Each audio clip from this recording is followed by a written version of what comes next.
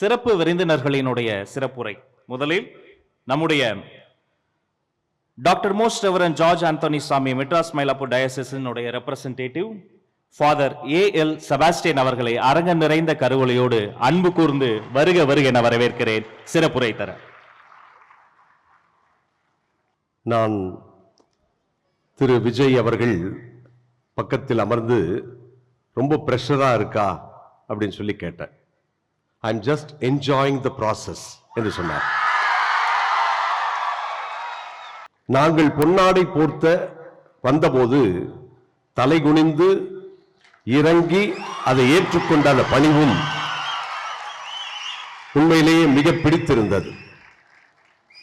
அதே போன்று பல கட்சி கூட்டங்களை டிவியிலே பார்த்திருக்கிறேன். எவ்வளவு பேர் மேடையில் அமரலாம் என்றுதான் முண்டி அடித்துக் கொண்டு வருவார்கள்.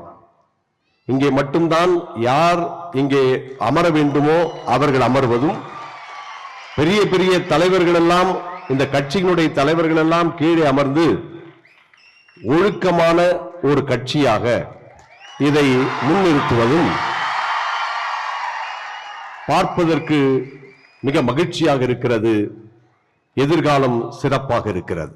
மிகச் சிறப்பான வாழ்க்கையினுடைய ஒரு அர்த்தத்தையும் உணர்ந்தவர்களாய் அதை பிறருக்கும் வழங்குகின்றவர்களாய், அதனால் இந்த சமுதாயம் மிகச் சிறப்பான ஒரு சமுதாயமாக, நீங்கள் காண்கின்ற கனவு நனவாகின்ற ஒரு சமுதாயமாக, ஏழை மக்கள் அனைவரும் உயர்ந்து நிற்கின்ற ஒரு சமுதாயமாக இது மாற வேண்டும் என்ற ஒரு ஜெபத்தோடு உங்கள் தலைவருக்கும் உங்களுக்கும் என்னுடைய வாழ்த்துக்களையும் கிறிஸ்துமஸ் பெருவிழா வாழ்த்துக்களை தெரிவித்துக் கொள்கிறேன். இது என்னுடைய வாழ்த்து மட்டுமல்ல,